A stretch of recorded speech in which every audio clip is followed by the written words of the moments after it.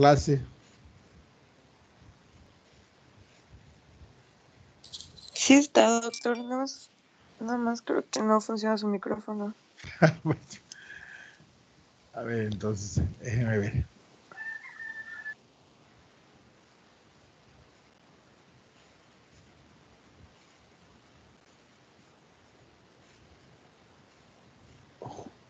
Juan, llegaste a la clase pasada. Juan Molina. No, no llegué, es que me dio una infección estomacal. No Sí. pude. Sí, no, me sentí muy mal, no pude entrar. Muy bien.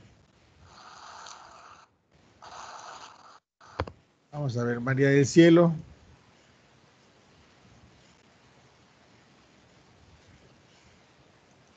Sí. Sí, ya le escuchamos. Ya apagó su micrófono, María del Cielo.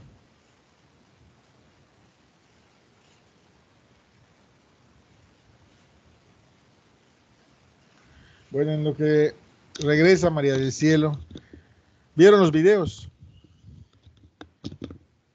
Sí, doctor. Sí, Sí, doctor. quedaron claros. Sí. Sobre todo el de tratamiento de la diarrea. Sí, doctor.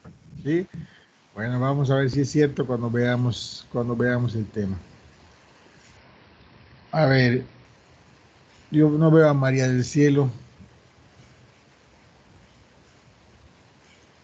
Estoy acá, perdona, es que se fue mi internet un momento, Sí, ya está por ahí. pero ya regresó. Perfecto. Entonces, a ver, compártanos sus diapositivas. Vamos a ver gastritis por helicobacter. Pero que esa es Perla. Ah, Soy yo. sí es cierto, Perla. Perla. Sí existe, María, sí, Perla.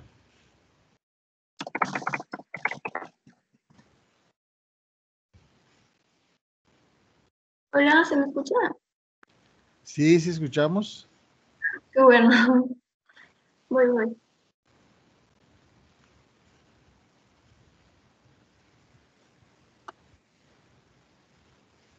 ¿Se ve la Vamos a esperar un momentito porque hay un... presentación?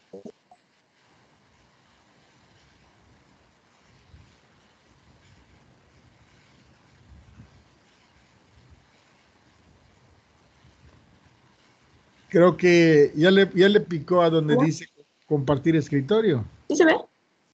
No, todavía no la vemos. Como que le falta darle un clic a algún lugar.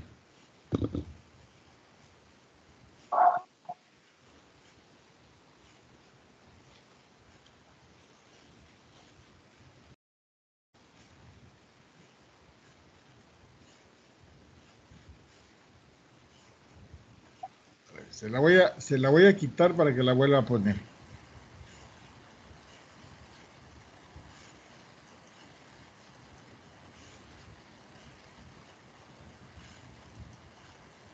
Vuelva a compartir, exactamente. ¿Ya se ve? No, fíjese que no. ¿Sí me escucha? Me sale que me puede no molestar.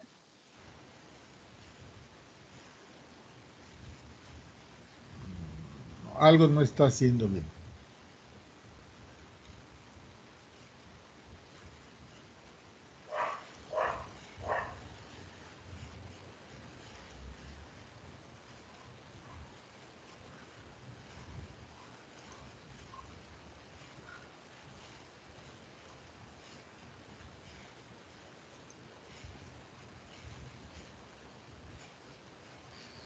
Ya está, ya se ve. Ya se ve, Perla. Ya. Eso es. Ya no. Pero ya se fue. A ver, algo le movió que no...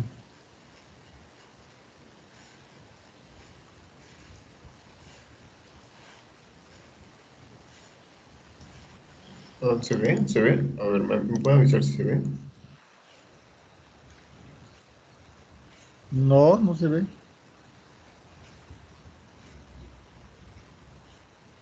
Ahora sí. Ahora sí.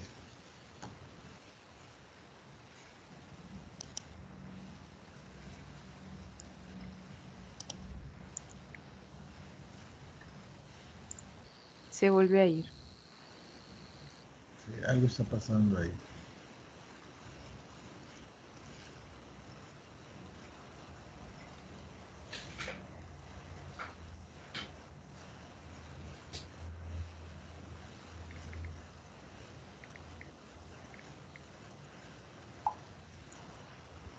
Estoy buscando,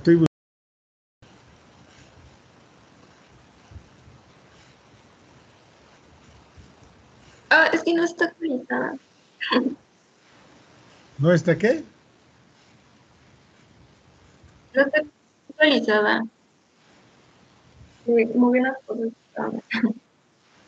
Permítame.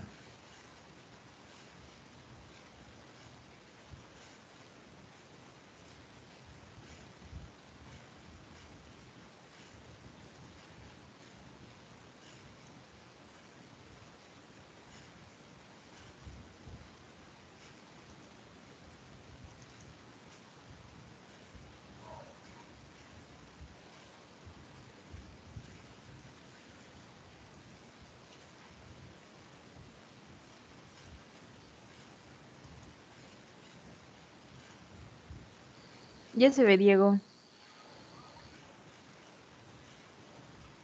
A ver. Bueno, ya se ve. Si no, ya la tengo a mano yo también. Ya está. No, es que no me parece. ¿Usted no la ve todavía? No. Ya se volvió a ir. A ver, déjeme la Me comparto. saca, doctor, me quita el audio Sí, también. ya vi que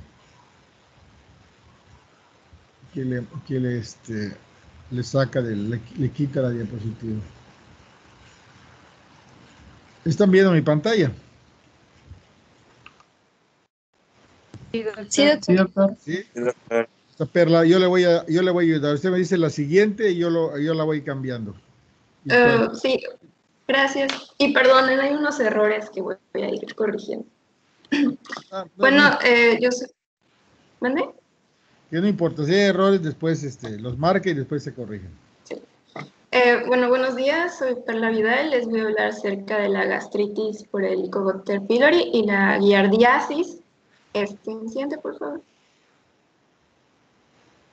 Bueno, esta es una bacteria de género Helicobacter, no Enterobacter, perdonen, que incluye a bacilos gram negativos espirales, de ahí el nombre, que van a estar subdivididos en Helicobacter enterohepáticos, que son las especies que intestinos, Helicobacter gástricos, que son las especies que colonizan el estómago, y aquí va a estar incluido el que vamos a ver hoy, que es Helicobacter pylori, el cual antes de su descubrimiento, el cual fue relativamente reciente, las gastritis y úlceras eran atribuidas a etiologías desconocidas, o a estrés o a comidas picantes, y no fue hasta el 2005 en el cual investigadores demuestran la existencia de esta bacteria, inclusive tomando un cultivo para demostrar que se desarrollan úlceras. ¿Puede dar la siguiente? Que esta bacteria se la asocia a la gastritis, a las úlceras pépticas, al adenocarcinoma gástrico, y también hay un pequeño grupo de pacientes a linfomas de linfocitos B del tejido linfoide asociado a la mucosa gástrica. Siguiente, por favor. En cuanto a su fisiología y estructura, el helicóptero, como podrán ver en la imagen, es de forma curva, casi espiral. Va a ser móvil gracias a los flagelos polares que contiene y produce una enzima muy importante, la cual es la ureasa, la cual va a producir hasta niveles muy elevados. Esta va a tener tanto propiedades defensivas de la bacteria como patógenas. Es catalasa y oxidasa positivo, no va a fermentar ni oxidar los carbohidratos, es aerobio. En su membrana se va a encontrar un compuesto muy importante que es el lipopolisacárido, que contiene un lípido A que tiene baja actividad endotoxina y un lípido O. que es parecido a los antígenos del grupo sanguíneo de Lewis y lo va a ayudar a evadir los mecanismos de eliminación inmunitaria. Otro aspecto muy importante de esta bacteria va a ser su genoma, porque tiene una gran variabilidad genética que le va a dar una ventaja selectiva y le va a permitir coevolucionar con el huésped durante décadas. Bien. En cuanto a su método de cultivo, crece en sangre, suero, carbón, almidón o yema de huevo. Posee para su crecimiento requiere una temperatura de 30 a 37 grados centígrados y su atmósfera microaerofílica requiere oxígeno bajo y concentraciones de dióxido de carbono.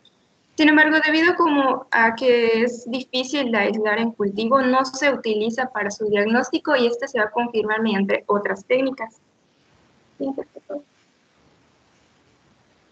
En cuanto a su epidemiología, el ser humano va a ser el principal reservorio de esta bacteria, pero también se ha encontrado que se puede hallar en animales o aves.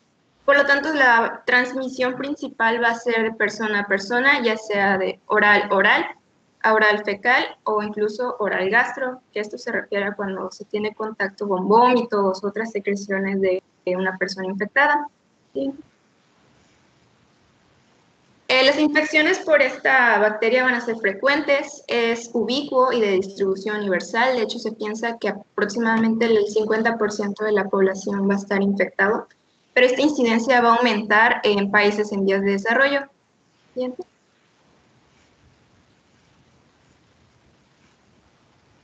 Se va a adquirir a edades tempranas, aproximadamente a los 5 años de edad, pero su infección es poco frecuente en niños y a su vez va a aumentar conforme a la edad.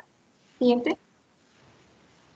El hacinamiento y condiciones pobres en sanidad va a aumentar la prevalencia, por eso en países de vías de desarrollo es aumentada.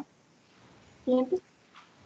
Estudios demuestran que del 70 al 100% de los pacientes con gastritis, y esto sirvió para su identificación como el agente patógeno más importante para la gastritis y sus complicaciones, que son la úlcera, van a estar infectados por esta bacteria.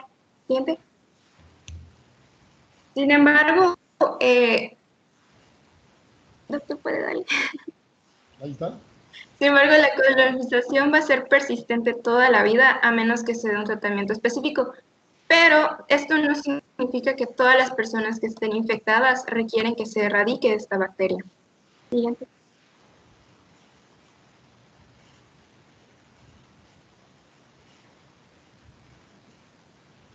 A ver, ya está la siguiente. Vamos a detenernos un poquito aquí. A ver qué tanto se quedó y qué es lo que tiene utilidad clínica de esto primero que nos acaba de decir Perla, ¿sí? A ver, María Fernanda, ¿qué aplicaciones clínicas esperaríamos con esto que nos acaba de decir Perla? Nos acaba de decir la etiología, algunas características bioquímicas del agente infeccioso, su prevalencia de colonización que empieza en los niños, cómo se contagia. ¿Para qué nos serviría esto en la práctica cotidiana? Para conocer las formas de prevención. Ajá, esa sería una. Para tratar de evitar la transmisión, aunque es verdaderamente difícil porque ya vimos que es versátil. ¿Sí? Se transmite de varias maneras y pronto coloniza a los niños. Entonces sí que serviría para implementar medidas de prevención, pero son de las enfermedades que son difíciles de prevenir por su versatilidad, ¿sí? Por eso seguimos teniendo diarreas, ¿no? Porque a pesar de todo lo que se sabe, de todo lo que se ha hecho y todo lo que se hace, cualquier descuidito implicaría la transmisión del agente causal. Bueno, esa es una de las cosas. ¿Qué otra cosa nos puede servir para la práctica clínica cotidiana? Por ahí nos dijo que es una bacteria que cuesta trabajo cultivarla, ¿sí? Y por lo tanto, el cultivo no es algo que se utilice cotidianamente para el diagnóstico. También vamos a ver cuál es el otro problema con el cultivo. cuando hagamos diagnóstico nos va a hablar un poquito del material que tenemos que tener. Pero como no lo podemos cultivar, ¿qué cosa nos dijo al respecto? Respecto al diagnóstico. Sin que me diga la prueba. Que es un componente natural. Bueno, esa es una de las cosas que nos dijo, que tenemos en algunas poblaciones más del 50% de colonización. Y yo le preguntaría, ¿será que el 50% de la población tiene gastritis por Helicobacter? No. Eso es porque es importante entonces. Si el 50% de la gente o más del 50% está colonizada en algunos lugares y mucho menos del 50% tienen gastritis por Helicobacter, ¿qué implicaría eso?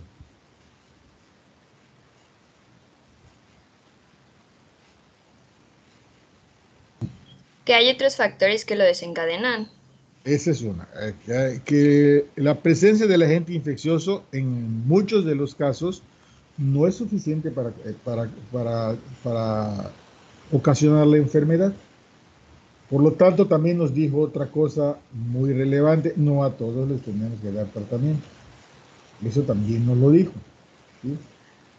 Entonces aquí ya tenemos un problema porque la enfermedad de la que estamos hablando es una enfermedad de la que dependen varios factores y que esos factores las van adquiriendo conforme vamos siendo adultos. Si bien se ha demostrado casos de gastritis por Helicobacter pylori en niños, no es lo común. Sin embargo, la colonización y la infección empieza en esta etapa, en la etapa de la niñez, pero la frecuencia de la enfermedad se va adquiriendo conforme vamos creciendo y vamos adquiriendo además otros hábitos. Desde luego que hay diferentes cepas de Helicobacter pylori. Hay una cosa que se llama isla de patogenicidad que están en los genes del Helicobacter, que es lo que hacen que sea más agresiva, que también eso tendría que ver. Pero me regreso un poquito a la dificultad para cultivar. ¿Sí? Nos dijo que como había dificultad para cultivar, no se podía o no se usaba frecuentemente el cultivo para el diagnóstico y que tendríamos que usar otra cosa. Pero también nos dijo algo del comportamiento bioquímico de la bacteria, que producía catalasa, que era microaerofílico, que producía ureasa. Entonces, Rosa María, me gustaría que nos cuente para qué nos serviría este conocimiento.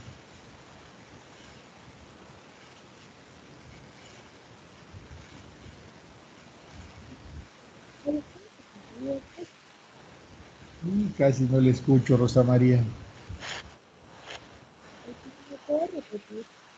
Sí, ya nos acaban de decir que el cultivo no es un recurso que se usa habitualmente para el diagnóstico microbiológico de la enfermedad porque cuesta trabajo cultivarlo, pero no solo eso, cuesta trabajo tomar la muestra.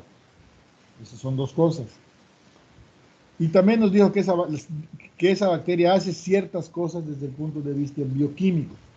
Cuando come, expele algunas cosas, entre ellas la ureasa, y que tiene una enzima catalasa y que nos sirve para identificarla, por cierto, ¿eh? Pero también nos serviría para otra cosa. ¿Para qué?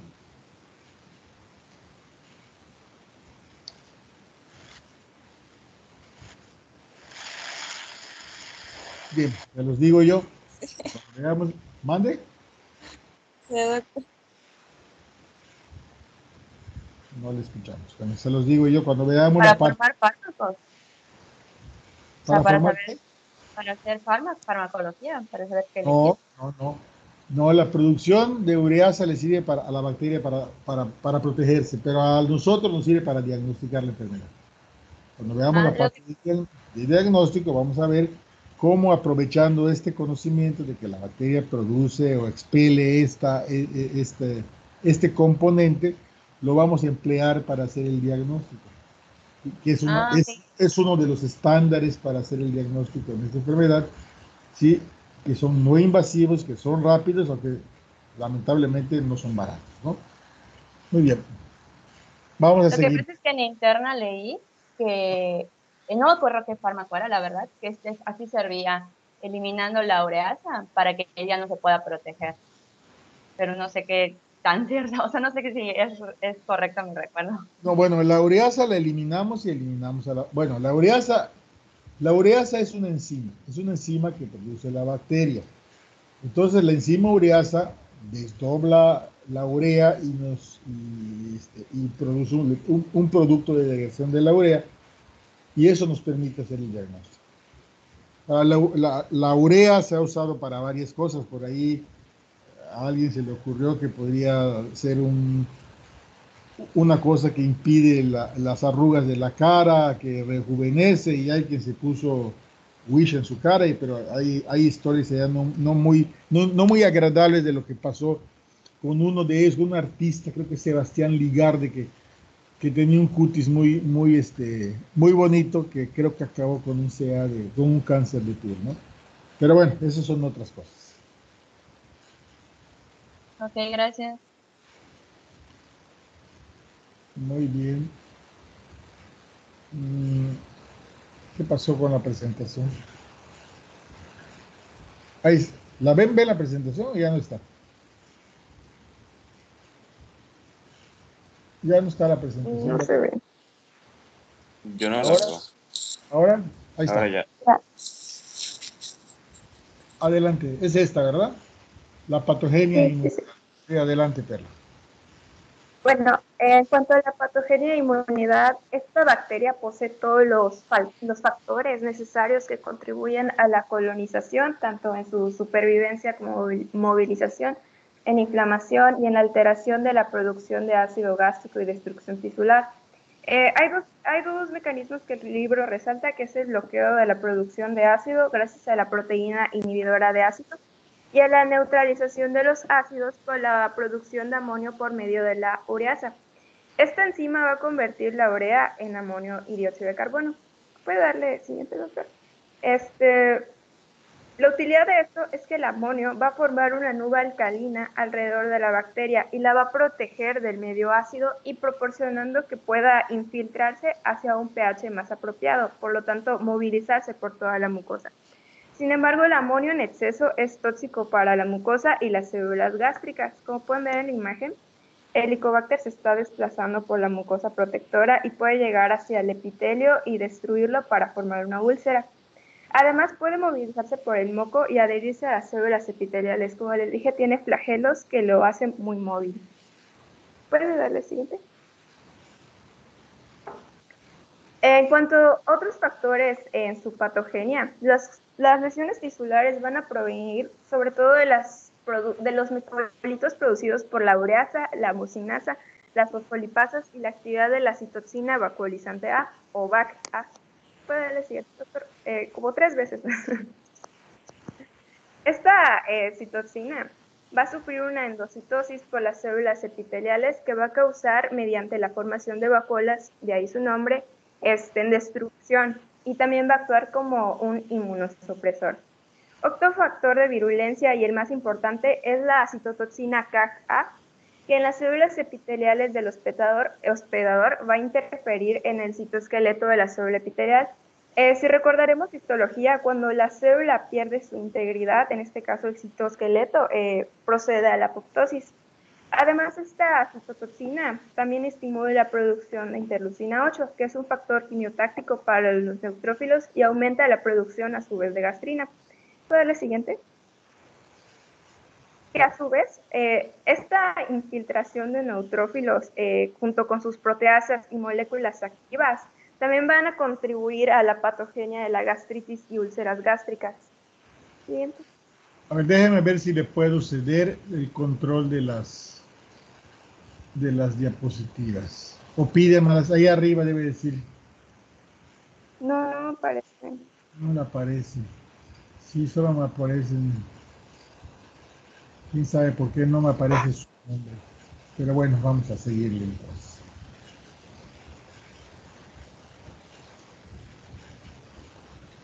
Ahí está. Bueno, otras proteínas que van a participar en su virulencia van a ser el BAP-A, que ayuda a los antígenos de Lewis en los grupos sanguíneos.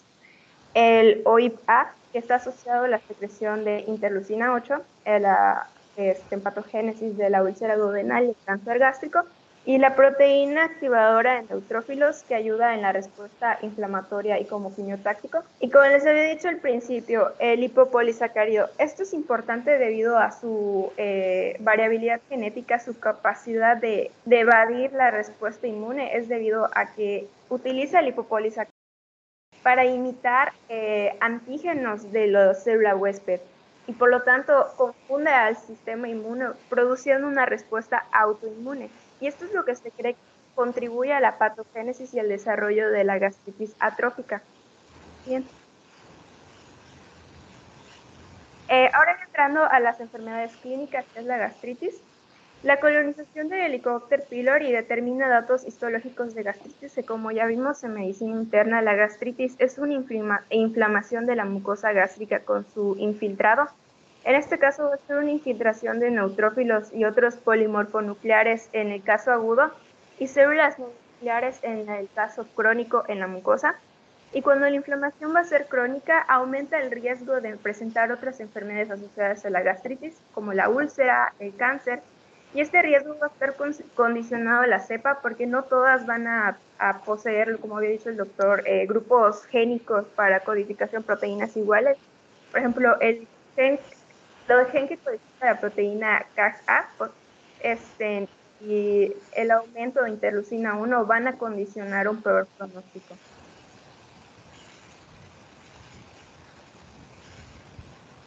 Pasando ya a... A ver, déjeme,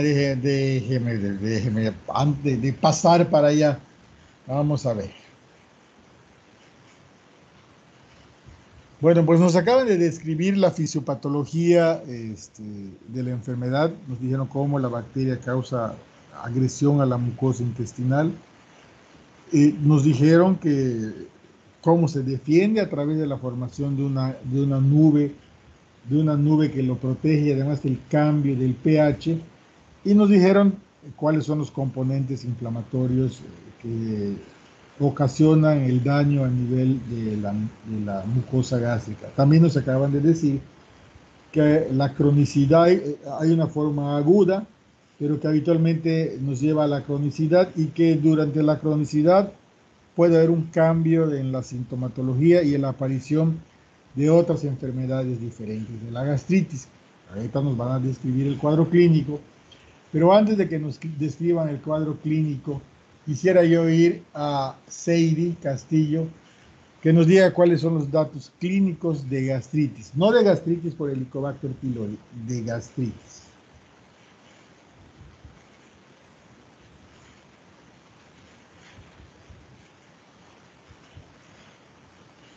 Ya oí que ya vieron el tema de medicina interna, así que lo deben tener presente, ¿no? Creo que ya hasta presentaron esta parte. Seidi.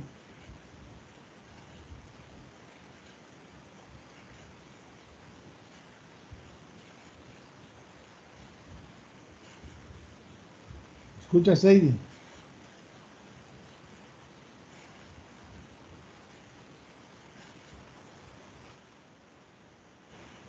A ver, Nailesi. Seidi creo que no me escucha.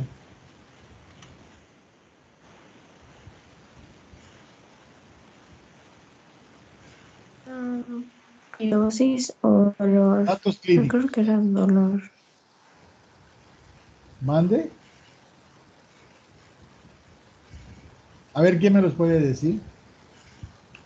Que, Es- o sea, creo que era pirosis, Pirosis. dolor, pero, Pirosis es ajá, dolor. la pirosis. ¿Pueden describir qué es la pirosis? Está bien, pirosis es uno. ¿Qué es la pirosis? Es una sensación de ardor. Sensación de ardor retroesternal, ¿no? Y a nivel de a veces es más arriba, al nivel de la faringe. ¿Sí? Eso es correcto. ¿Por qué ocurre la pirosis? ¿Qué es lo que ocasiona ese dolor retroesternal y la sensación quemante y a veces vómito, inclusive el vómito es a lo que puede, en lo que puede acabar la pirosis, ¿no? ¿Por qué ocurre eso? ¿Qué es lo que ocasiona que haya síntomas fuera de la zona del estómago?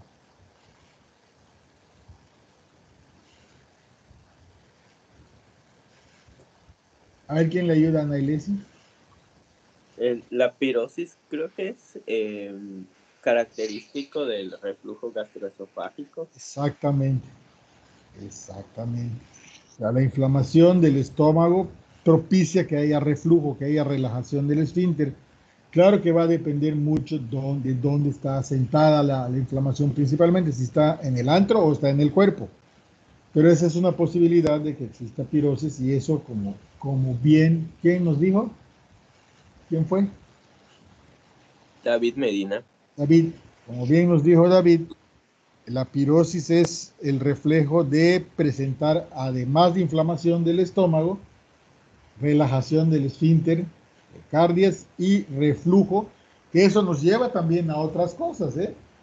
El tener pirosis, que se manifiesta por dolor retroesternal, por datos de inflamación de la garganta, algunas veces disfonía, otras veces tos crónica, dependiendo de qué tanto sube, ¿sí? Insomnio, sensación de ahogamiento, esos son datos que ya están fuera del contexto de la inflamación del estómago y que ya nos están dando otros datos clínicos. Entonces, los datos de reflujo, que son pirosis, tos crónica, sensación quemante retroexternal, a veces ronquera, ¿sí? Disfonía crónica, ¿sí?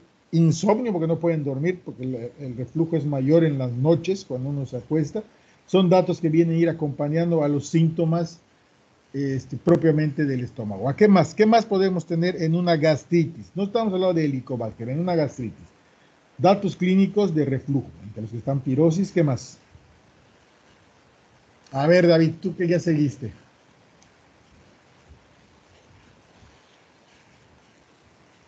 El dolor abdominal característico en el epigastrio. ¿De tipo qué tipo?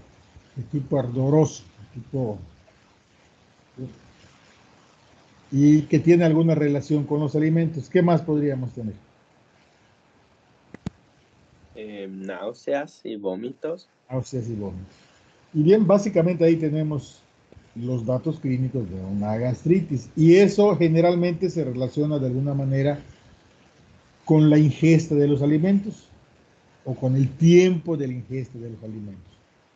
¿Sí? Cuando ustedes vean, por ejemplo, cirugía, van a ver que hay otra cosa que se parece mucho, que no causa pirosis, que es la colelitiasis, que muchas veces se confunde con la gastritis.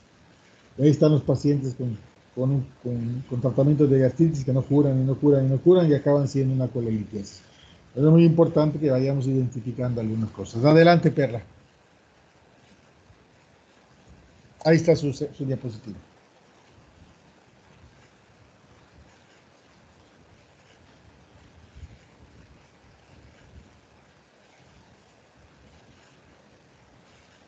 Perla.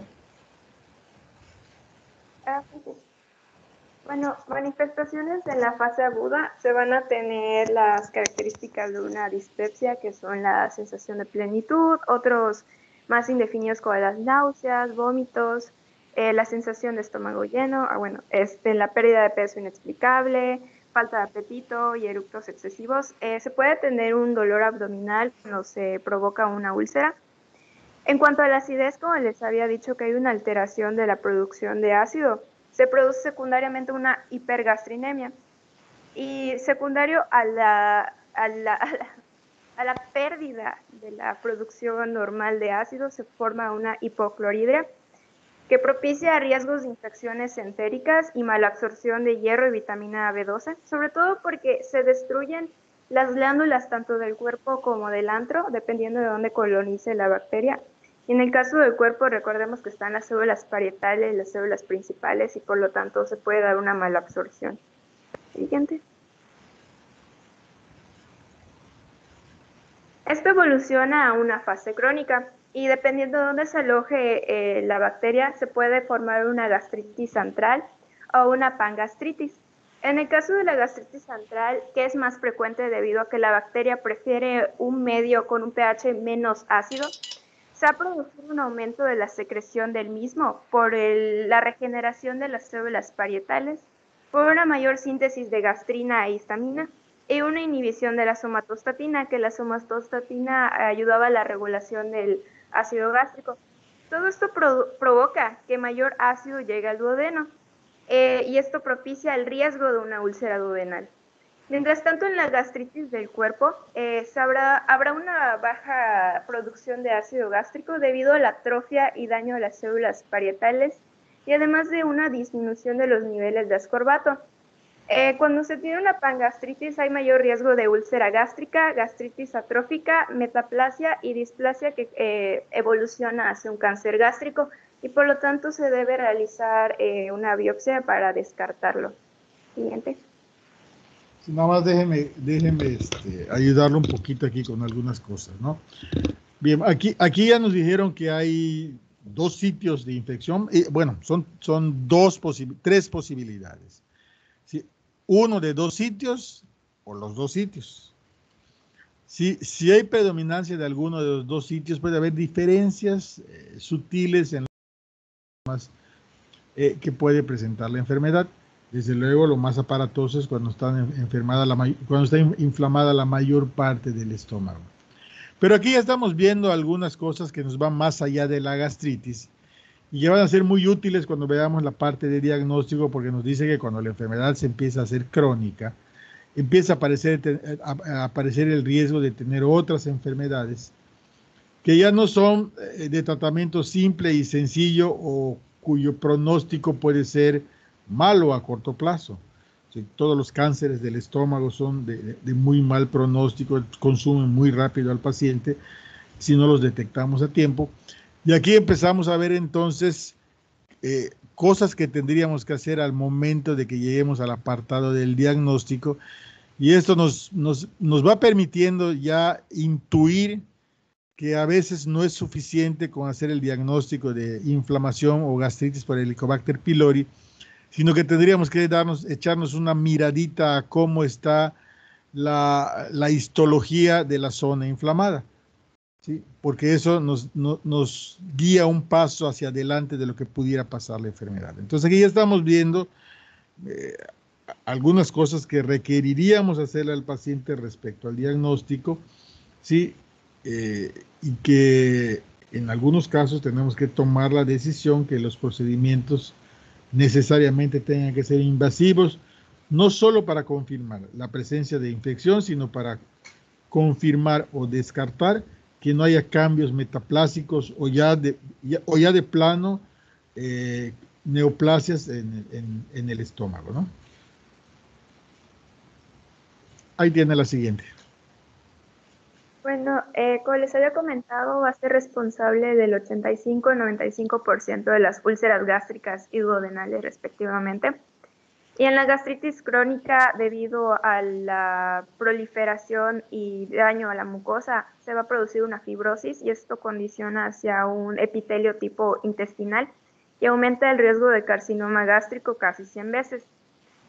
Un pequeño número de pacientes, la infiltración puede producir una población monoclonal de linfocitos B y es lo que va a condicionar al linfoma de Malt o maltoma. Siguiente. Ahora, métodos para la detección de Helicobacter pylori se pueden dividir en técnicas invasivas que requieren endoscopía y la toma de biopsia, para la prueba rápida de la ureasa y el análisis histológico. Como les había dicho, el cultivo no es de gran utilidad y el PCR, aunque se puede utilizar, no es el de elección. Y también se tienen técnicas no invasivas, que es la prueba de aliento de urea, que no es lo mismo que la prueba rápida de la urea, pruebas serológicas y la detección de antígenos en heces fecales. Siguiente. Déjeme aquí un momentito. Mire, aquí estamos viendo algo de lo que yo les había preguntado al principio. ¿Cuáles son las aplicaciones de todas estas cosas que nos acaba de decir Perla para el diagnóstico de la enfermedad?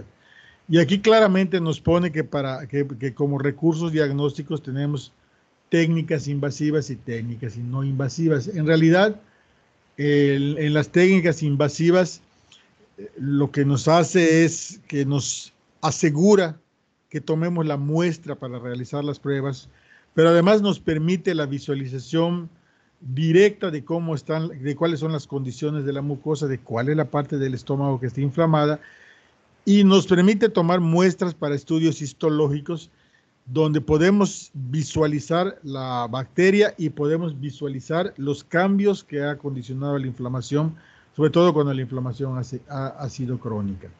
Entonces, digamos que el procedimiento que nos asegura un mejor diagnóstico sería el procedimiento invasivo. Sin embargo, no siempre tenemos que hacer ese procedimiento invasivo, tendríamos que decidir a quién sí y a quién no.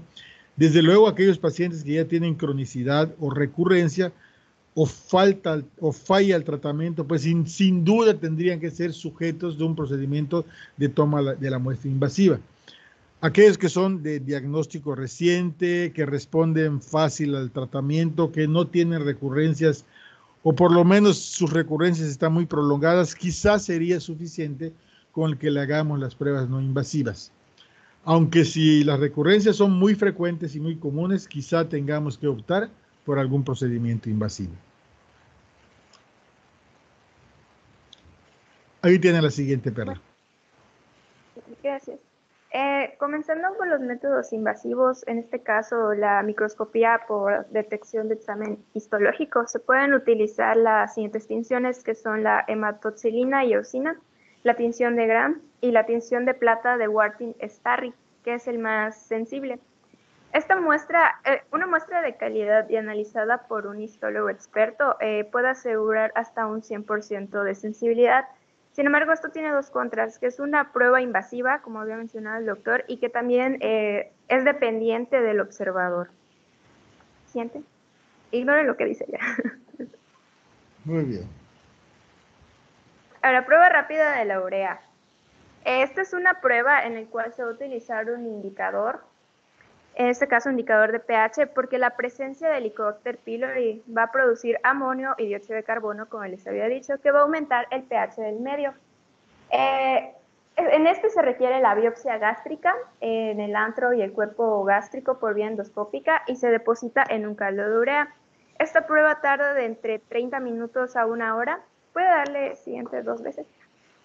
Y su sensibilidad y especificidad van a variar entre el 90 y 95% y va a aumentar conforme aumenta la concentración de Helicobacter pylori en la muestra.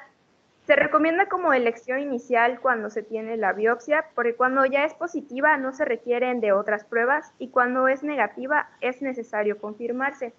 No va a ser útil para probar la erradicación después del tratamiento porque es invasiva y no sería conveniente para el paciente. ¿Siguiente? Sí, a ver, nada más de recargarles acá. Vean ustedes cómo el conocimiento de lo que hace bioquímicamente las bacterias nos va a permitir el diagnóstico en ausencia de un cultivo. ¿Sí? Lo que estamos haciendo es proporcionarle a un pedacito de tejido, ¿sí?, un medio enriquecido. Y si la bacteria está presente y libera sus enzimas, entonces va a hacer que cambie el pH de ese medio. Y ese cambio del pH lo va a registrar un indicador de pH. En realidad, esta es una prueba bioquímica, como las que utiliza el microbiólogo para diferenciar o para identificar a los agentes infecciosos. Esta no es la única bacteria que produce ureasa.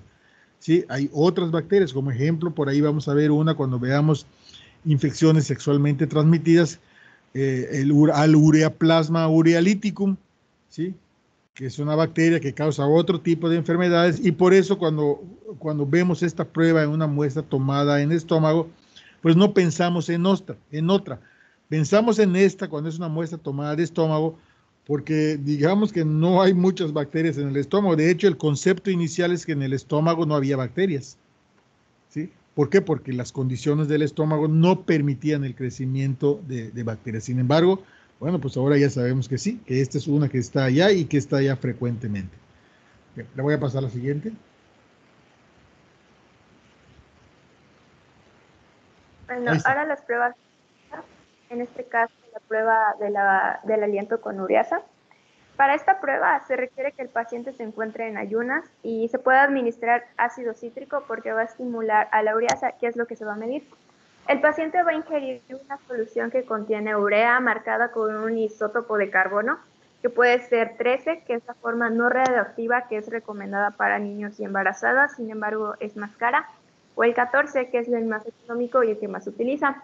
El resultado se va a medir el contenido del carbono, del dióxido de carbono que les había mencionado, que es producido por la ureasa, y después de 30 minutos de la toma de la toma de urea, se va a medir el aliento. Y si el Helicobacter pylori se encuentra en el estómago, la ureasa de la bacteria, como les he dicho, hidroliza la urea y libera el dióxido de carbono, marcado con este isótopo radioactivo, y se va a detectar por espectrofotometría. Bien, como ustedes verán, es exactamente el mismo principio de esta prueba a la anterior. Nada más que aquí lo que estamos midiendo no es el cambio del pH en un tubito, ¿sí? Sino lo que estamos midiendo es el producto de ruptura de la urea a través de un isótopo marcado. ¿Sí? Si la concentración del isótopo es alta, sí o sí hubo ruptura de esa molécula y por eso estamos exhalando el isótopo marcado. Pero exactamente es el mismo principio que de la prueba rápida de la ureasa, ¿no? Que midiendo otro componente, de otra manera. Bueno, este va a ser el tratamiento recomendado para verificar la erradicación después del tratamiento, a 4 a 6 semanas después de la finalización del mismo, y el resultado debe confirmarse 2 semanas después de la primera. Puede dar falsos negativos si el paciente toma inhibidores de la bomba de protones, bismuto o antibióticos, y es relativamente caro, que sería su punto débil. Pero a ver, yo tengo una duda aquí, Perla. ¿Puede dar falsos negativos si el paciente toma inhibidores de la bomba de protones, bismuto y antibióticos? Pero vamos a ver que eso es lo que le vamos a dar al paciente. Entonces, si eso es lo que le vamos a dar al paciente como parte del tratamiento, y eso me puede dar un falso negativo, entonces, ¿cómo le hago? ¿Qué pasó ahí? Pues supongo que por eso tiene que esperarse de 4 a 6 semanas después del tratamiento.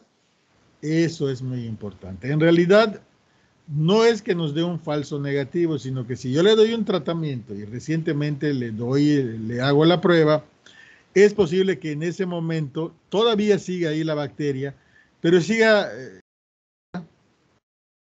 y no voy a poder detectarlo porque está la bacteria muy dañada, muy estropeada por el efecto del tratamiento. Esa sería la razón por no hacerla recientemente finalizado el tratamiento.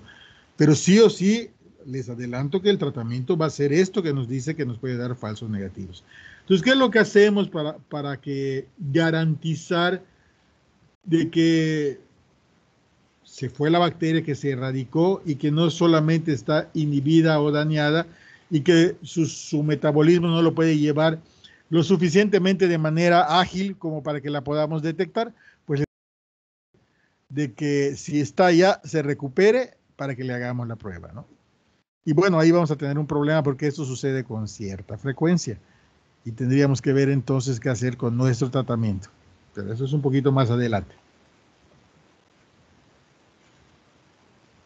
Bueno, el inmunoensayo para identificación de antígenos en heces es un inmunoensayo monoclonal y policlonal. Tiene una sensibilidad de especificidad del 95% aproximadamente. Esas pruebas son sencillas, baratas y se aplican en heces en lugar de biopsias. Y también menciona el libro que son recomendadas para la detección de infección como confirmación de curación después del tratamiento antibiótico. Perfecto.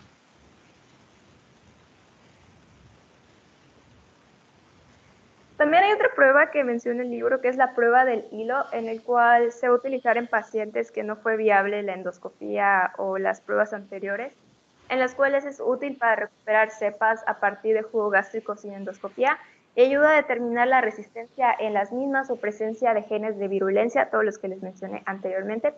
En esta prueba se va a utilizar una cápsula entérica enrollada con hilo de nylon cubierto de una superficie absorbente.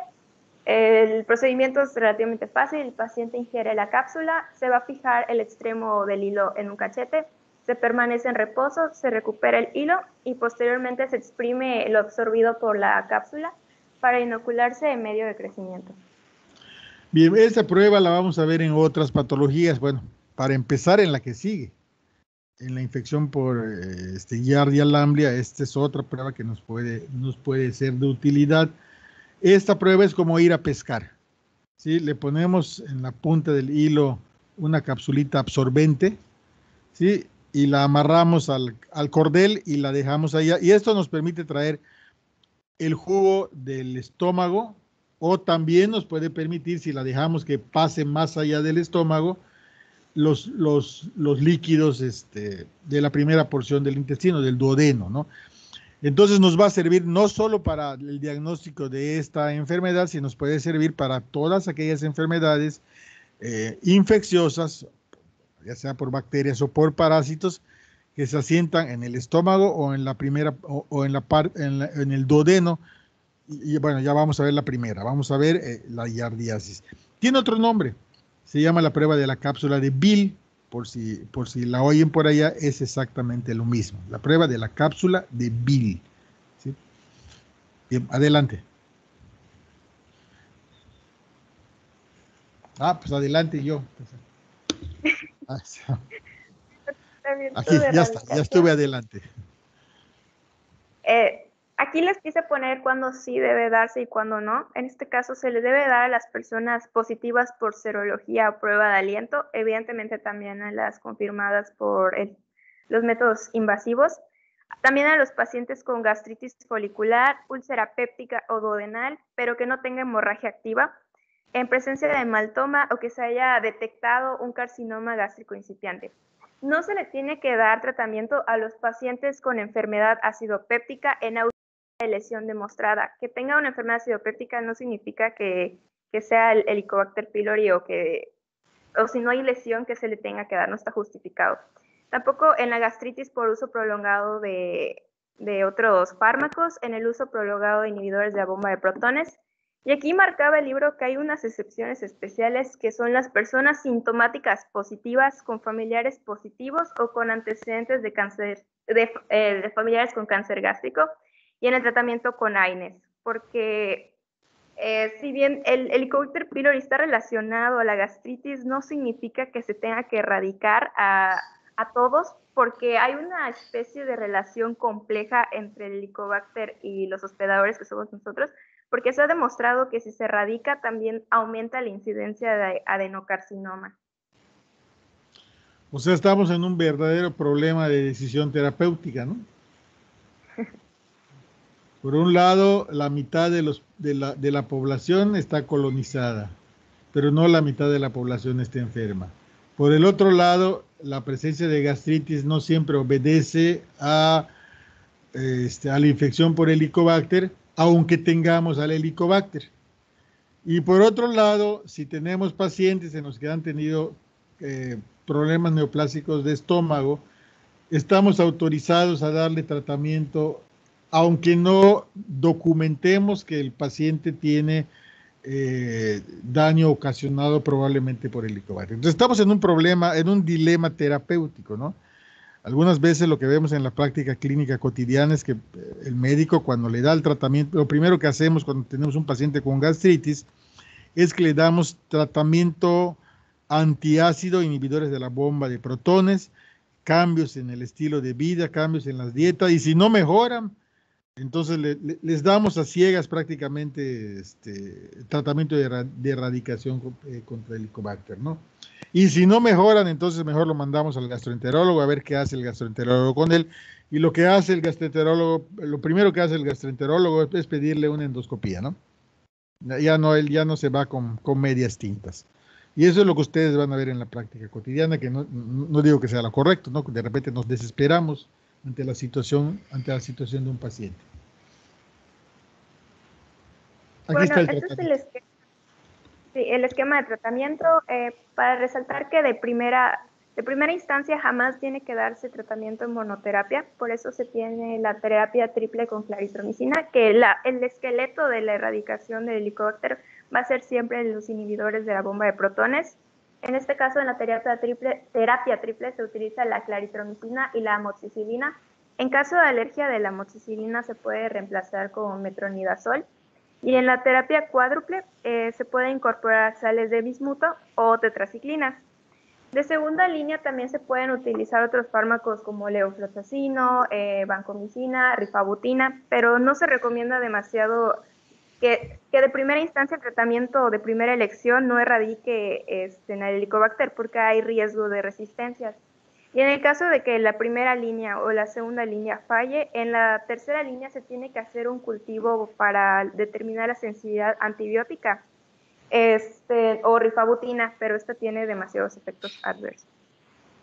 Muy bien, entonces aquí lo que estamos viendo es que el tratamiento tiene dos aspectos, ¿sí? El tratamiento de la hiperacidez, también aquí podríamos incluir en los casos en los que se presenten el tratamiento antirreflujo, ¿sí? Podríamos incluir otro medicamento, ¿sí? Metoclopramida, por ejemplo, cisaprida, o sea, algún medicamento antirreflujo para evitar las otras inflamaciones que puede condicionar el reflujo, que son la inflamación del esófago, de las cuerdas vocales, o puede inclusive causar neumonías cuando el reflujo es muy importante. Entonces tenemos la parte del tratamiento de la sintomatología, de intentar revertir las condiciones de acidez, de pH que causa la bacteria, y el tratamiento ya en sí contra la bacteria, los antibióticos, que por regla general tienen que ser 2 antibióticos, no puede ser uno. Uno no garantiza que erradique a la bacteria. Entonces, la regla general es que sean 2, ahí nos están poniendo cuáles son los de elección. Hay varios en los que se ha demostrado la utilidad, pero tiene que ser por lo menos 2, y en algunos casos tienen que ser hasta 3. Por ejemplo, en el caso de las sales de bismuto, para el caso de esta infección, también funciona como un medicamento antibiótico, ¿no? Entonces es muy importante que lo tenga. Y una vez completado el esquema de antibióticos, hay que seguir por varias semanas el tratamiento antiácido, porque si bien erradicamos a la bacteria, pues la inflamación en el estómago no se revierte tan rápidamente, los cambios en el pH del estómago tampoco, y el reflujo tampoco. Entonces, el tratamiento antiácido o antirreflujo hay que prolongarlo por 4, 6, 8 semanas, dependiendo de cómo vaya el paciente. Y eso es muy importante que lo considere. Creo que es la última, ¿verdad? No, aquí está. Aquí está la siguiente. Prevención y control. Tratamiento profiláctico, como les había dicho, no está demostrado que sea útil y potencialmente predispone al adenocarcinoma de la región distal del esófago. Actualmente no se dispone de vacunas humanas, aunque por lo que estaba leyendo se está investigando. Y se recomiendan medidas de higiene, que como son lavarse las manos, después de usar el baño y antes de comer alimentos preparados adecuadamente y beber agua de fuentes limpias y seguras.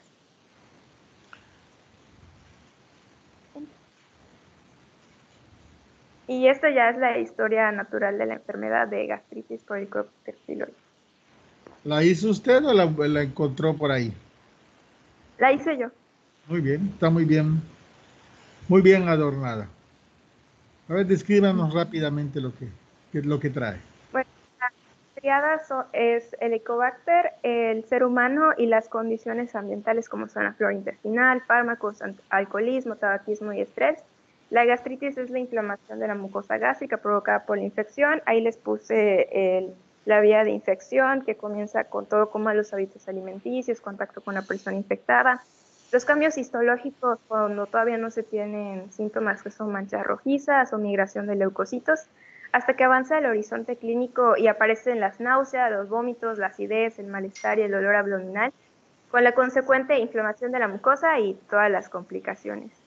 En la prevención en el periodo prepatogénico solo puse las inespecíficas principalmente, que es la educación sanitaria, el estilo de vida y cambios en la dieta.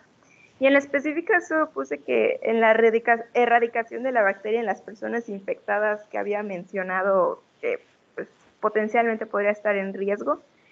En la prevención secundaria puse el diagnóstico oportuno y el tratamiento de erradicación con la valoración de efectividad y seguimiento.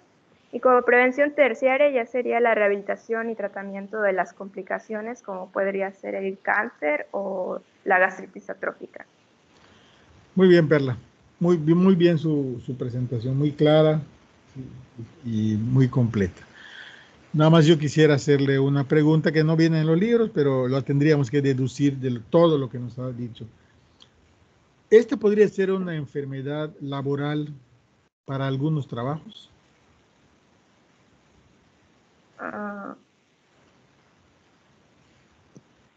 Yo creo que no, porque es ubicuo, a menos que se tenga en contacto con mala higiene o que se esté en contacto de alimentos contaminados. Ajá. ¿Y quién podría estar en contacto con, miren, más que con alimentos, con las secreciones gástricas y con materia fecal? Se lo voy a decir, ¿no? Nosotros los médicos somos un personal con riesgo de tener enfermedades infecciosas, prácticamente de cualquiera, ¿no? Si no tomamos las precauciones necesarias, pues nos podrían pasar infinidad de cosas. Afortunadamente, pues somos muy resistentes, estamos muy vacunados y alguien nos protege y nos pasan pocas cosas, ¿no? Pero sí que nos pueden pasar. Y dentro del personal sanitario hay un grupo de gente que maneja las secreciones de los pacientes, que son las enfermeras, ¿no? Generalmente los médicos tenemos un contacto menos prolongado con el paciente, llegamos, lo revisamos. Si tenemos el cuidado, nos lavamos las manos antes y después, algunas veces usamos guantes. Y ponemos nuestras indicaciones y nos vamos. Y algunos tenemos que hacer procedimientos, ponemos sondas, por ejemplo, intubamos al paciente, pero quien está en contacto cotidiano con las secreciones de los pacientes es el personal de enfermería. Sí o sí, ellos todo el tiempo están manejando secreciones, limpian al paciente, bañan al paciente, si se vomitan lo tienen que limpiar. Entonces, ese es un personal que tiene más alto riesgo de adquirir ciertas cosas, sobre todo cuando se trata del contacto directo con el paciente, ¿no? Entonces, hay de riesgos a riesgos entre el mismo personal sanitario, ¿sí? Y bueno, eso lo tendríamos que considerar. Pues si tenemos, por ejemplo, una enfermera que ya tiene una gastritis por Helicobacter pylori, ¿sí? Le damos el tratamiento y tiene recurrencias, pues es muy probable que esas recurrencias pudieran tener relación con reinfecciones por su quehacer cotidiano, ¿no? Eso nada más lo digo para considerar estas posibilidades. Muy bien. ¿Alguna pregunta o alguna duda respecto al tema? Que desde mi punto de vista estuvo bastante bien expuesto y claro, ¿no? Bueno, ya veremos entonces cuando tengamos algún caso clínico cómo nos enredamos con esto. Y vamos a ver, Perla, de una vez infección por Giardia lamblia, que es muy cortito el tema, un ciclo vital muy sencillo, un cuadro clínico muy parecido, ¿sí? Pero con algunas diferencias. Y creo que el común denominador es que también Giardia lamblia es un agente infeccioso que está ahí en mucha gente, colonizando y no causando enfermedad. En esto sí se parece a la infección por Helicobacter pylori.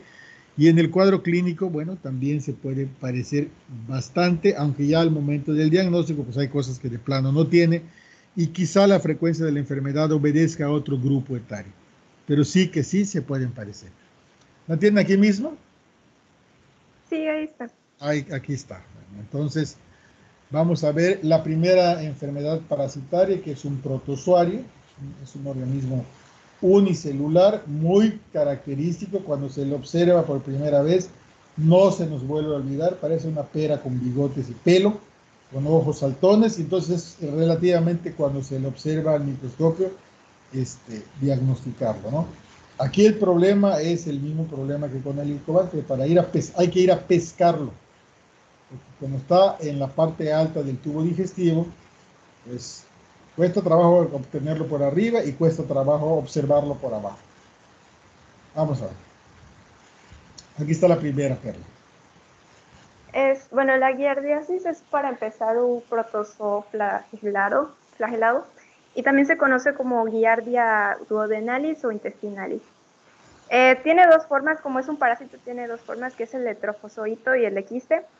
El trofozoito, como podrán ver, es un poco más grande. Ahí les puse las medidas que el quiste sí tiene cara de señor. Es la forma vegetativa, posee 4 pares de flagelos y 2 núcleos. Y lo más importante, una ventosa de forma de disco ventral que se va a unir a las vellosidades intestinales.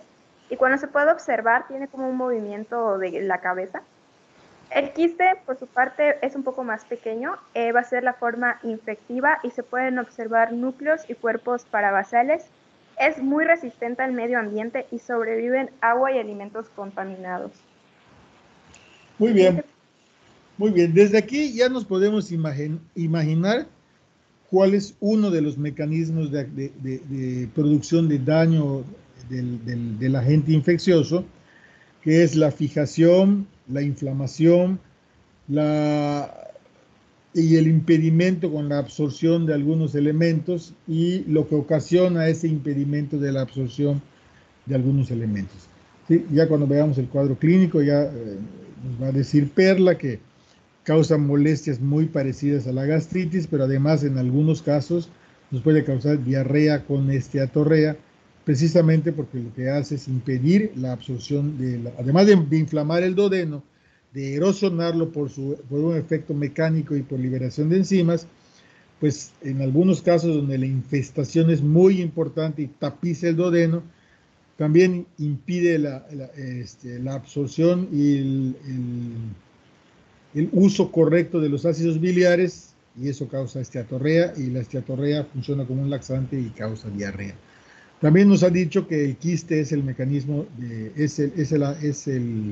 la forma infectante, y esto apréndanselo porque lo preguntamos habitualmente. No quiere decir que se los vayamos a preguntar, pero habitualmente preguntamos cuáles son las formas infectantes, porque del conocimiento de la forma infectante, pues también se deduce el mecanismo de transmisión. Por ejemplo, a diferencia del Helicobacter pylori, esta infección es muy difícil que se transmita por el vómito. ¿Por qué?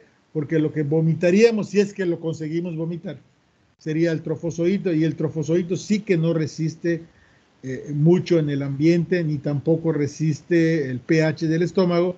Entonces, difícilmente eso podría ser infectante. Sin embargo, la forma quística es la que en realidad, la que de una manera muy fácil se transmite de manera fecal oral.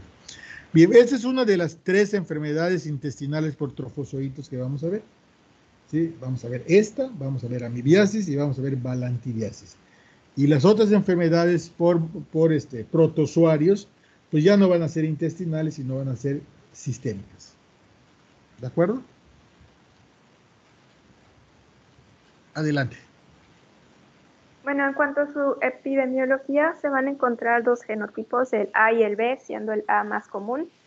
Es de presencia global y se distribuye con mayor frecuencia en zonas selváticas o entornos salvajes. En México tiene una prevalencia de entre el 1.5 al 30%, dependiendo de la zona geográfica y de la edad. Su reservorio son animales como los castores y las ratas almizcleras. Y su medio de infección es vía fecal, oral o anal oral, como había dicho el doctor, ya no es gastro-oral. Las infecciones van a ser de tipo epidémica o endémica, sobre todo en lugares donde se acumula mucha gente, como son en el caso de guarderías o instituciones, como comedores comunitarios, entre otras. Ahí arriba, como pueden ver, hay una imagen de tratamiento de aguas, y es que, como les había dicho, este parásito en su forma de quiste es muy resistente, y si no se da el tratamiento adecuado de las aguas, puede haber una contaminación y supervivencia del mismo. Siguiente. Patogenia. Les puse de una vez el ciclo de vida porque lo explica muy bien. Partimos de que agua, comida, manos o vómites contaminados con los quistes infectantes se van a introducir mediante la ingesta de estos alimentos, donde el ácido del estómago va a estimular la rotura para liberación de los trofozoitos. La dosis mínima infecciosa va a ser de 10 a 25 quistes, y estos se van a multiplicar por fisión binaria una vez que son liberados. Allí van a migrar hacia el duodeno y el yeyuno. Esto es importante debido a que, como dijo el doctor, Estas enfermedades va a afectar al tracto intestinal y en este caso en el duodeno y el yeyuno se da la absorción de vitaminas con la vitamina B12 y B9. Aquí el trofozoito se puede replicar, como les he dicho, de fisión binaria. Abajo en el cuadrito se puede ver. Y estos se van a excretar, van a terminar su ciclo excretándose en las heces, pero no van a sobrevivir en el ambiente más que los quistes. Y vuelve a comenzar el ciclo cuando estas heces contaminadas tienen contacto con el agua, comida y otros pómites. ¿Puede la siguiente, doctor? Sí, cómo no. Aquí estamos viendo y nos está adelantando un poco Perla, que además de una enfermedad gastrointestinal, las consecuencias pueden ser hematológicas. ¿Sí? En algunos de los casos, nos pueden dar anemias de tipo megaloblástico porque impiden la absorción de las vitaminas que se requieren para la eritropoiesis, ¿no? Entonces, algunas infecciones prolongadas muy graves, esta podría ser una condición. Y ya veremos, por ejemplo, cuando veamos un cinariasis, que también, cuyo hábitat es el duodeno, que también nos pueden causar anemia por dos razones, por deficiencia en la absorción o por pérdidas crónicas de sangre. Y que nos dan anemia por deficiencia de hierro, ¿sí? Que también podría ser en este caso si tenemos microsangrado de tubo digestivo, o anemia por vitaminas de tipo megaloblástico, ¿no? Aunque generalmente en las giardiasis no es una condición que veamos frecuentemente, pero que sí se podría presentar dependiendo de la severidad y la cronicidad de la enfermedad. ¿Puedo darlo otra vez? A pesar de todo lo que les comenté, la patogenia no está bien establecida y se puede observar una inflamación en la mucosa con hiperplasia de los folículos linfoides, más no se encuentra necrosis. Como se había comentado, el trofozoito posee una ventosa que se va a adherir a las microvellosidades y esto va a producir una irritación mecánica y también la destrucción de las mismas. Y si recordamos, ahí se encuentran las enzimas disacaridasas, peptidasas, entre otras. Y esto va a interferir en el metabolismo de ácidos y sales biliares también. Siguiente. ¿Para qué nos...? A ver, déjeme ver. Ya lo medio dije, pero vamos a preguntarlo.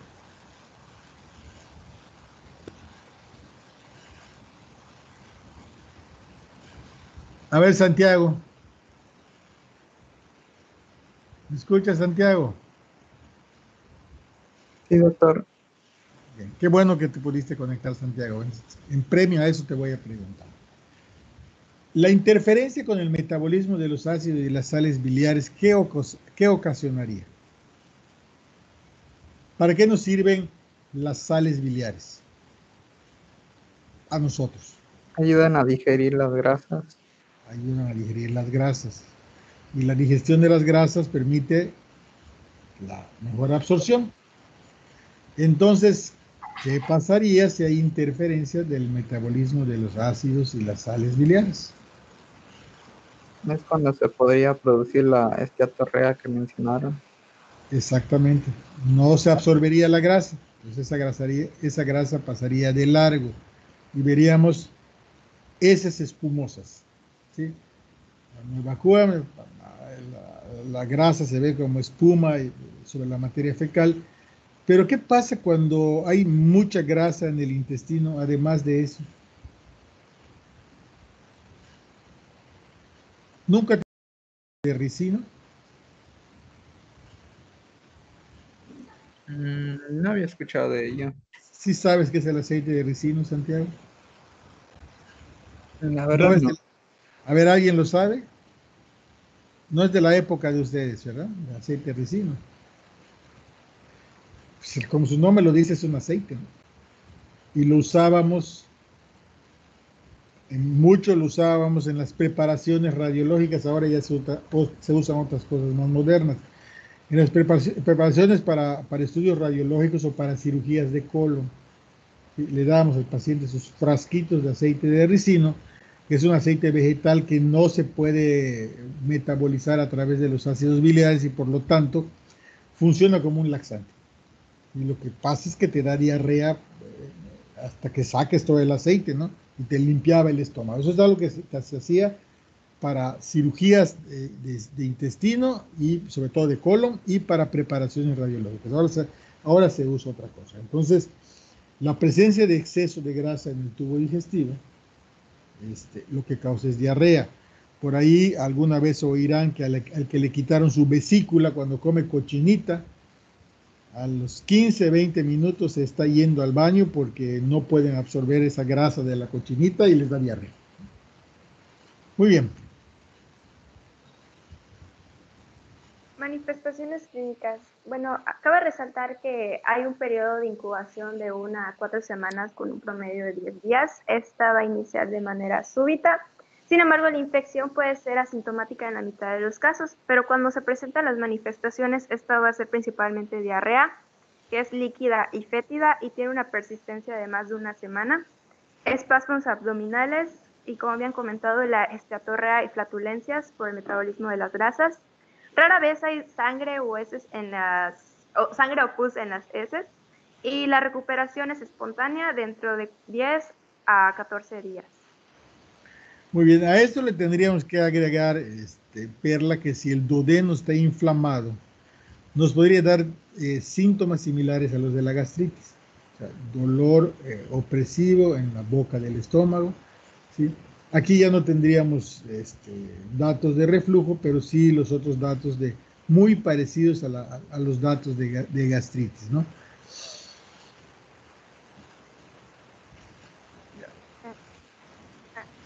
Ahí está. Ahora, en su presentación crónica, esto se va a caracterizar por múltiples recaídas, porque es una alternancia entre la diarrea y el malestar y periodos asintomáticos. Se puede desarrollar un síndrome de malabsorción intestinal, pérdida de peso y desnutrición, principalmente en niños. Y la metástasis más allá del tubo digestivo va a ser infrecuente. Cuando se encuentra un dolor epigástrico, sugiere un síndrome ulceroso, como he dicho, lo que se puede confundir con gastritis ulcerosa, hernia hiatal y enfermedades de la vesícula biliar. Siguiente. Ahí está. Ahora su diagnóstico. Se va a dar por examen coproparasitoscópico o CPS y se tiene que hacer al inicio de la diarrea y los espasmos. La muestra puede ser heces en fresco, conservadas o contenidos duodenales, pero es preferible las heces en fresco. Una característica de la giardia es que aparece en forma de chaparrones, que en un día pueden aparecer muchos y al día siguiente pocos o ninguno.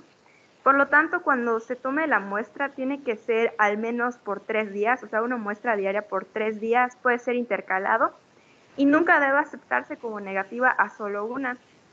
Solamente cuando se tienen 3 pruebas negativas, pero hay una sospecha alta de giardiasis, se tiene que recoger muestras adicionales, que pueden ser el aspirado duodenal, el enterotest, o prueba de cordón, o biopsia. A ver, nada más aquí, para regresarnos un poquito al tema anterior. Ese enterotest, bueno, no la prueba del cordón o el del cordón es la prueba del hilo, aquí ya le cambiaron del nombre, ¿no? O la prueba de la cápsula de Bill, que es exactamente el mismo principio, le metes una cápsula con un hilo, nada más que ahí el largo del hilo es un poquito mayor para permitir que los movimientos estomacales lleven la cápsula más allá del estómago. Y lo que se hace con esa cápsula cuando se recupera es exactamente un parasitoscópico, no un copro porque no es materia fecal, pero sí es un parasitoscópico, o sea, se observa el líquido duodenal en búsqueda de trofozoitos de Giardia laminar, ¿no? Rara vez se tiene que llegar en este caso a las biopsias y al aspirado duodenal a través de procedimientos endoscópicos.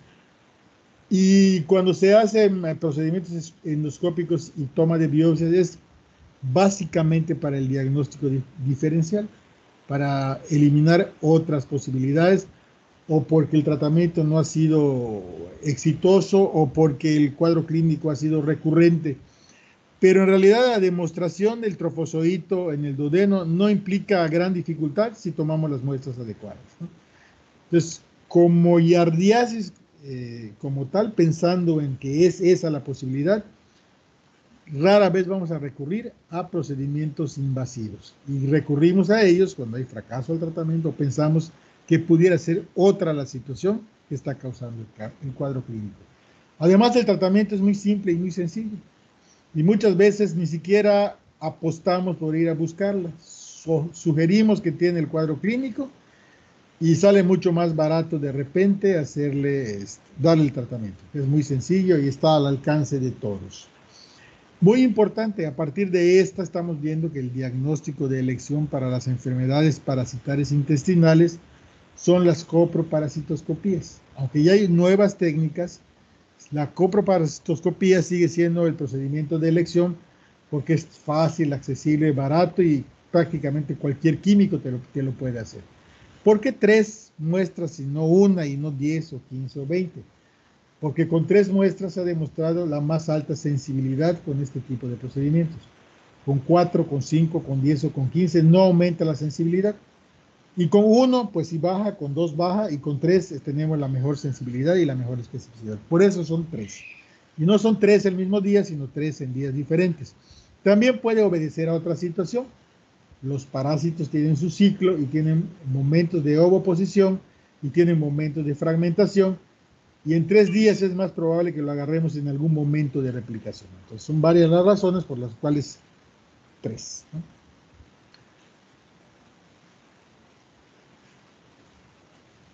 Adelante, Perla. Bueno, sí. También se menciona que se puede realizar pruebas de detección de antígenos fecales con múltiples pruebas de contrainmunoelectroforesis, enzimoinmunoanálisis, inmunocromatografía y tinción inmunofluorescencia indirecta, que tienen aproximadamente una sensibilidad del 89 al 98% y especificidad del 87 al 100%. Sí, muy bien. Aquí tenemos estas otras pruebas que son pruebas no invasivas, que requieren de más recursos de laboratorio, ¿sí? Que es una posibilidad para alguien que no tiene el recurso, que está en un lugar donde no hay químico. Sin duda son más caras, ¿no? Sin duda son más caras y requieren de otro tipo de tecnología y por eso no han desplazado a los parasitoscópicos. Además, la mejor garantía de que tiene lo que decimos es ver al patógeno o a sus huevos, o a sus fragmentos cuando veamos otras patologías, ¿no? Lo que buscamos en un parasitoscópico, vemos al parásito, o buscamos el parásito adulto, o buscamos los fragmentos del parásito. Cuando veamos teniasis, vamos a ver que la búsqueda de los fragmentos también es importante para el diagnóstico, o buscamos los huevos. Y entonces es muy práctico. Pero bueno, hay otras técnicas que tendríamos que considerar, a la que habitualmente no recurrimos con tanta cotidianeidad como lo hacemos con los parasitoscópicos. Aquí está el tratamiento. Bueno, en el tratamiento, la erradicación de los microorganismos se va a dar tanto en pacientes sintomáticos como en asintomáticos. ¿Pero cuáles asintomáticos? ¿Puede darle, doctor? Se le tiene que dar el tratamiento a las personas asintomáticas que tengan la infección, sobre todo en aquellos que están en contacto con los factores de riesgo, como son las maestras en guarderías o las personas que manejan alimentos. El tratamiento de elección va a ser el metronidazol. Vía oral, ahí está la dosis de 30 miligramos por kilogramo al día, por 5 a 7 días, pero revisé la guía de práctica clínica y recomendaban que sea de 7 a 10 días. También puede utilizarse furazolidona y nitrazoxanida, tinidazol, paromomicina, albendazol y quinicrina. Bueno, aunque la guía de práctica clínica dice que el metronidazol es el tratamiento de elección, sí o sí, en lo que se refiere a la capacidad de matar al trofozoito, pues sí, es el metronidazol. Sin embargo, muchas veces no preferimos el tratamiento con metronidazol por sus efectos indeseables. Y la mejor alternativa al alcance de nosotros, sí, con prácticamente sin efectos indeseables, es el albendazol. El albendazol además tiene la ventaja de que es un poli, le pega a muchos parásitos, le pega tanto a los helmintos como a este trofozoito, ¿no? Cuando veamos ascaris, tricocéfalos, yoshiurus y uncinarias, vamos a ver que el albendazol es el tratamiento de elección. Entonces, podríamos ir de gane si decidimos de alguna forma darle albendazol en lugar de metronidazol, aunque considerar que como agente paraticida, el metronidazol pues es más eficaz. Creo que son todas, ¿no? No, aquí está. Factores de riesgo, prevención y control están todas relacionadas. Hay que evitar el consumo de agua contaminada no tratada, vegetales o frutas contaminadas o no cocinadas. Y hay que tener precauciones si se encuentra en condiciones sanitarias deficientes, si una persona viaja a áreas endémicas conocidas o se practican relaciones sexuales anales orales de riesgo. Habrá un mayor riesgo para los pacientes que presenten hipocloridria y acloridria porque predispone a la infección y desarrollo de la enfermedad. En pacientes con deficiencia de inmunoglobulina A o divertículos intestinales y los pacientes inmunodeprimidos. Ese es el boletín de la semana 45, ya estaba el de la semana 47, así que, perdón. No me importa. Nos das para darnos una idea muy clara, Perla, de cómo, de qué es lo que tenemos. Aquí lo que necesitamos es que sepan dónde está. Una información bastante reciente de 2 semanas, es muy buena, buenísima, ¿no? Y nos da una idea clara de cuál es el estado del problema. Pues díganos qué tenemos ahí en la columna de medio. Tenemos que en esa semana hubieron en Yucatán 2 casos de giardiasis y hay una incidencia acumulada creo que de 464. No, mire, 464 fue lo acumulado en 2019. ¿Sí?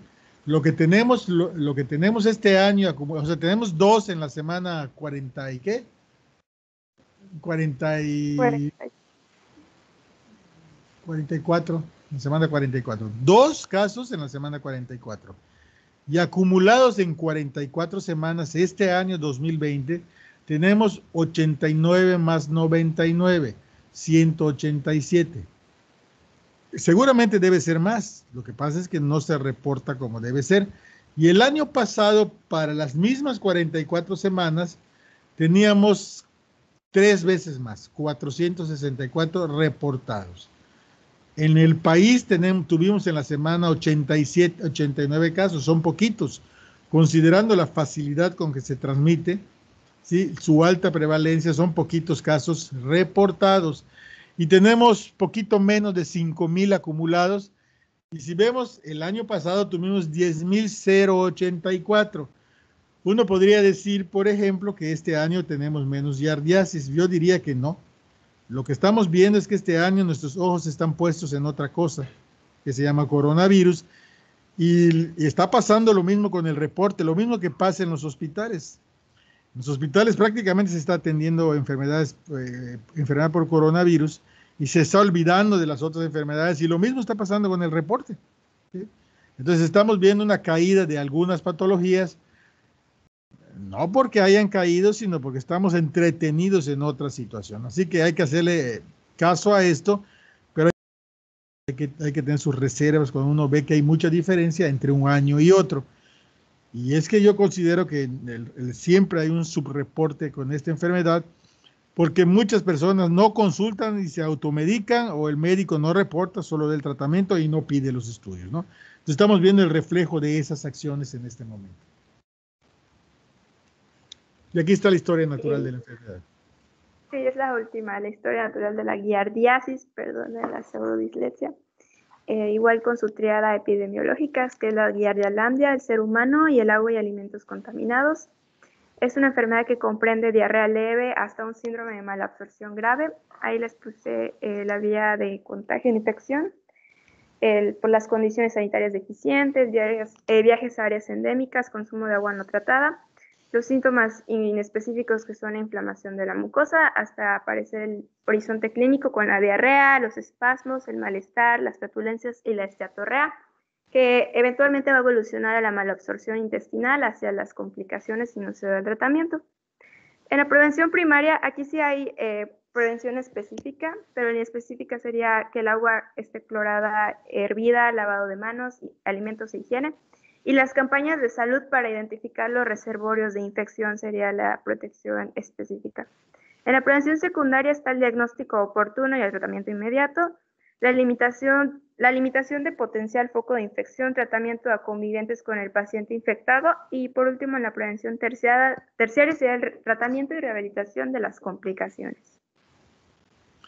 Muy bien, nada más quiero aclarar, no, bueno, no lo voy a aclarar porque es un punto de donde no coincidimos los profesores, respecto a la protección específica, ¿sí? Aquí en la parte de prevención está la promoción para la salud, que previenen para muchas cosas, ¿sí? Y yo digo que protección específica es cuando le damos específico como la vacunación. O sea, la inmunización activa o la inmunización pasiva son para mí, doctor Felipe Alonso, la protección específica. O la profilaxis con antibióticos para algunos casos, como lo vimos con la rifampicina para la lepra.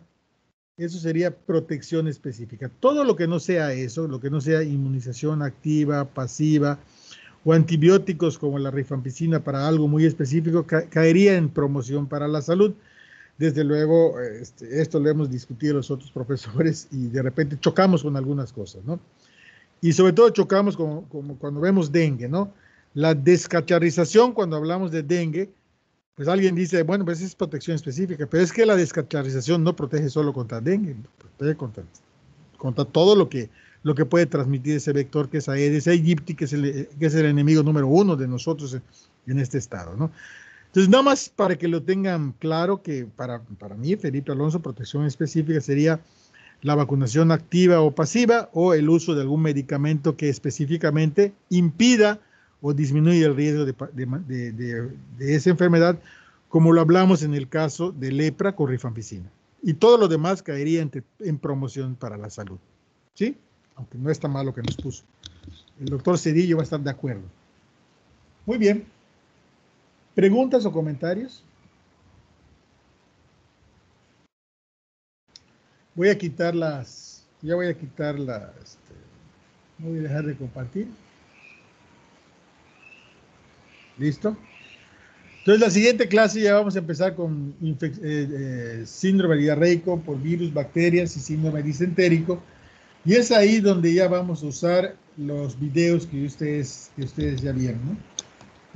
Básicamente respecto al tratamiento de hidratación oral y la fisiopatología, que tiene mucha relación con la modalidad de tratamiento que le damos al paciente. Bien. ¿Tienen examen la siguiente semana? Sí, doctor, el lunes. Bueno, ya no les sirve. ¿A qué hora tienen examen? A las 3 de la tarde. 3 de la tarde. ¿Quieren el lunes? Se lo agradeceríamos, doctor. Bueno, si se los cambian ya no va a haber otro día, ¿eh?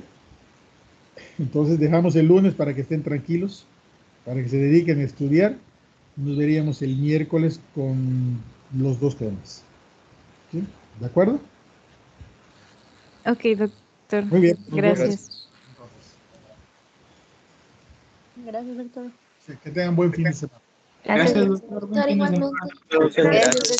Igual, gracias, doctor. Hasta luego. Tenga buen fin de semana.